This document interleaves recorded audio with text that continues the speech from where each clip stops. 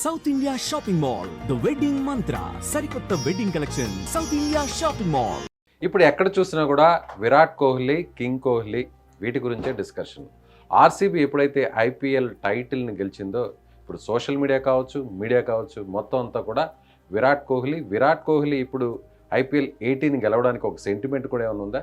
ఎందుకంటే కోహ్లీ ధరించినటువంటి Jersey number కూడా 18 ఇప్పుడు ఐపీఎల్ 18 కూడా గెలిచారు. సో దానికి ఏమన్నా లింక్ ఉందా చూద్దాం. మనతో మాట్లాడడానికి స్పోర్ట్స్ అనలిస్ట్ చంద్రశేఖర్ గారు ఉన్నారు. సార్ నమస్తే. నమస్తే సార్. 18 దీనికి ఏమన్నా ఒక మ్యాజిక్ ఏమన్నా ఉందా, లేదంటే ఏదన్నా ఒక సెంటిమెంట్ ఏమన్నా ఉందనుకోవచ్చా? సెంటిమెంట్ని క్రియేట్ చేసింది అట్లా యాక్చువల్గా మీడియా చేసినటువంటి హైప్ అది, అంతేగాని యా ఆఫ్ కోర్స్ అతను Jersey number 18 that's true.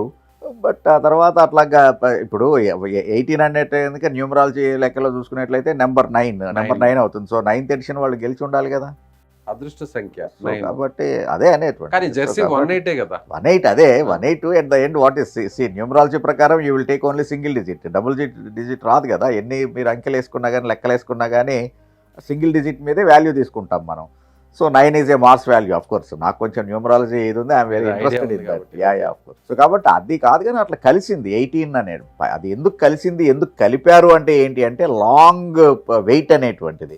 So ఇన్నేళ్ల నిరీక్షణ డెఫినెట్గా ఇప్పుడైనా సరే దానికి ఫుల్ స్టాప్ పడాలి అనేటువంటి ఒక దాంతో డెఫినెట్గా అనేది 18th ఎడిషన్ కదా. సో అది కాక ఏంటంటే అతను జెర్సీ నెంబర్ 18 మీరు అన్నది కరెక్టే. అయితే 18 ఇయర్స్ నుంచి కూడా ఇంకొక ఫ్రాంచైజీకి మారకుండా కోహ్లీ ఒకే దానితో ఆ లాయల్గా ఉండటం అనేటువంటిది, యాక్చువల్గా ఆ లాయల్టీని మనం మెచ్చుకోవాలి.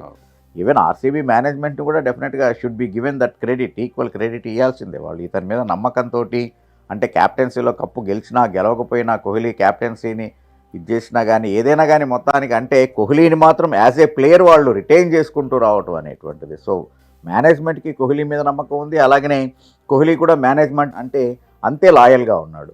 సో కాబట్టి ఇది 18th addition.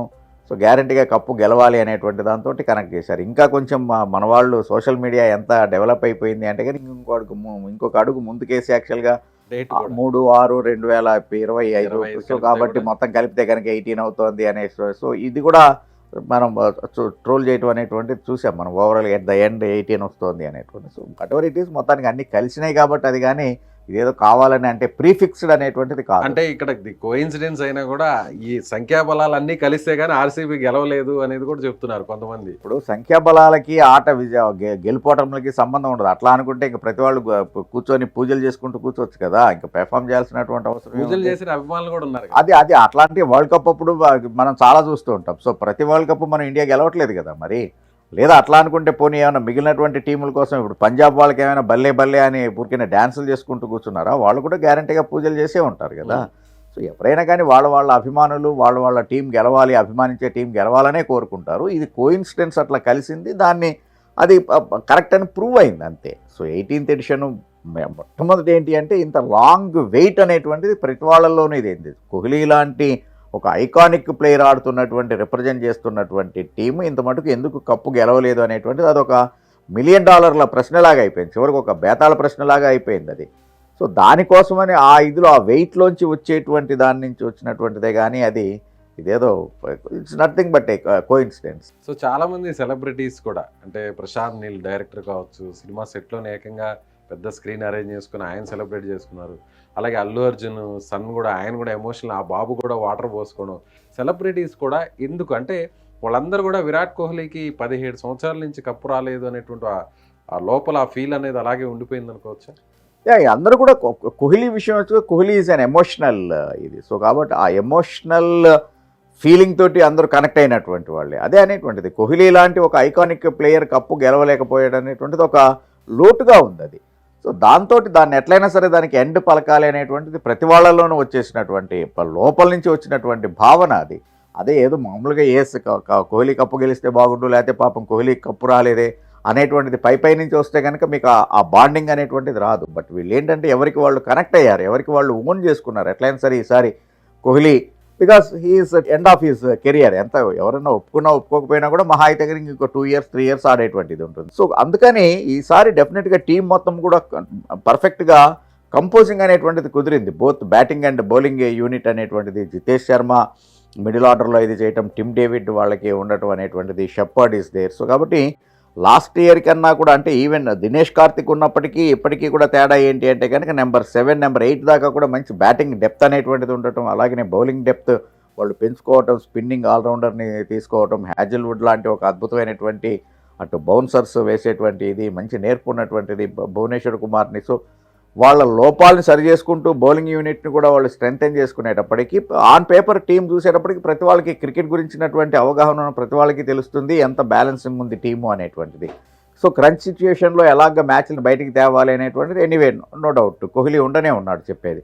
And more over యాక్చువల్గా యాండీ ఫ్లవర్ని వాళ్ళ కోచ్ని కూడా చెప్పుకుంటే కనుక సహజంగా అంటే జింబాబ్వే అంత పెద్ద ఉన్నటువంటి అంటే ఫేమ్లో ఉండేటువంటి కంట్రీ కాకపోయినా కూడా తన ఆట తీరుతోటి అట్లీస్ట్ జింబాబ్వేకి ఒక గుర్తింపుని తెచ్చినటువంటిది. సో అట్లాంటి వాళ్ళు ఏంటంటే ఇప్పుడు బిహైండ్ ది కర్టెన్ ఎప్పుడు హడావుడికి పోకుండా కామ్గా తమ పని తాము చేసుకుంటూ వెళ్ళేటువంటిది. సో అలాంటి అతన్ని కోచ్గా తెచ్చుకోవటం కూడా వాళ్ళకి ఒక ప్లస్ పాయింట్ అయింది. సో కాబట్టి అంటే కోచింగ్ డిపార్ట్మెంట్ డీకేని బ్యాటింగ్ కన్సల్టెంట్గా పెట్టుకోవటం అనేటువంటిది. సో కాబట్టి వాళ్ళ యొక్క కోచింగ్ డిపార్ట్మెంట్ని టోటల్గా టీమ్ కాంపోజిషన్ని వీటన్నిటిని కూడా కరెక్ట్గా హోంవర్క్ చేసుకుంటూ ఈ ఏడాది ఫీల్డ్లోకి వచ్చారు కాబట్టి వాటన్నిటిని అబ్జర్వ్ చేసినటువంటి ఫ్యాన్స్ కూడా ఎస్ ఇది పర్ఫెక్ట్ అయినటువంటి టీము, 100% కప్పు గెలవడానికి అర్హమైనటువంటి టీము అనే దాంతో కూడా వాళ్ళు కనెక్ట్ అయ్యారు. సో ముఖ్యంగా చూసినట్లయితే ఏ టీం కూడా ఏ ఫ్రాంచైజ్ కూడా 18 ఏళ్ల పాటు ఒక స్టార్ ప్లేయర్ కావచ్చు, విరాట్ కోహ్లీ కావచ్చు, అయినా కూడా ఇన్ని సంవత్సరాలు కంటిన్యూ చేయడం, రిటైన్ చేయడం అనేది ఇది ఒక గొప్ప విషయం అనుకోవచ్చా?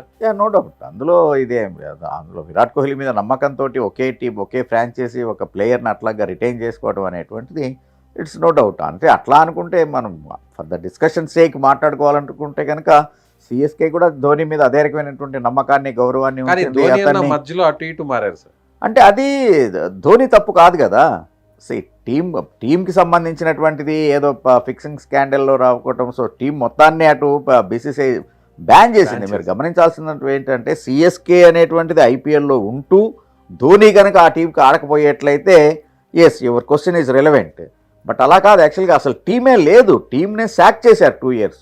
సో అందుకని అతను ఇంకో టీంకి ఆడాల్సినటువంటి పరిస్థితి వచ్చింది. సో అందుకని అంటే ఒక మేనేజ్మెంటు ఒక ప్లేయర్ మీద నమ్మకాన్ని ఉంచుకొని ఎట్లాగా అతన్ని కాపాడుకుంటూ వచ్చింది అనేటువంటి దాని ఉదాహరణ చెప్పుకోవాలంటే ఏంటంటే RCB complete right from 2008 first edition నుంచి ఇప్పటిదాకా కంటిన్యూ అవుతూ ఉంది కాబట్టి కోహ్లీ అందులో ఉన్నాడు కాబట్టి మనకి కంటిన్యూగా అతను 18 years నుంచి ఒకే దానికి ఆడుతున్నాడు అనేటువంటిది. సో అందుకని ఇద్దరికీ కూడా ఆ క్రెడిట్ ఇవ్వాల్సిందే. సో డెఫినెట్గా ఇక్కడ మనం ఈ మాట్లాడుకునేటప్పుడు మేనేజ్మెంట్ యొక్క నమ్మకాన్ని కూడా గ్యారెంటీ మనం ప్రస్తావించుకోవాల్సినటువంటి అంటే ఆ యాంగిల్లో ఆర్సీబీకి డెఫినెట్గా హ్యాట్స్ ఆఫ్ చెప్పాల్సిందే. ఓకే, ధోనిని పక్కన పెడితే ఇక మిగిలిన వాళ్ళు ఎవరైనా ఉన్నారా ఇన్ని సంవత్సరాలు రిటైన్ చేసుకున్నటువంటి ప్లేయర్ ఎవరైనా ఉన్నారా? అంటే అట్లా అనుకుంటే even Rohit Sharma for that matter మొట్టమొదటి దక్కన్ చార్జర్స్కి ఆడాడు. ఆ తర్వాత ఒకసారి అతను ముంబై ఇండియన్స్కి వెళ్ళిన తర్వాత ముంబై ఇండియన్స్ అతను అట్లాగే రిటైన్ చేసుకుంటూ వచ్చింది, ఆ రెస్పెక్ట్ ఇవ్వటం అనేటువంటిది జరిగింది. సో కాబట్టి ఇట్లా వీళ్ళు ముగ్గురు కూడా ఆ టీం మేనేజ్మెంట్ యొక్క నమ్మకాన్ని గౌరవాన్ని పొందినటువంటి వాళ్ళే. Right sir, thank you so much. Thank you.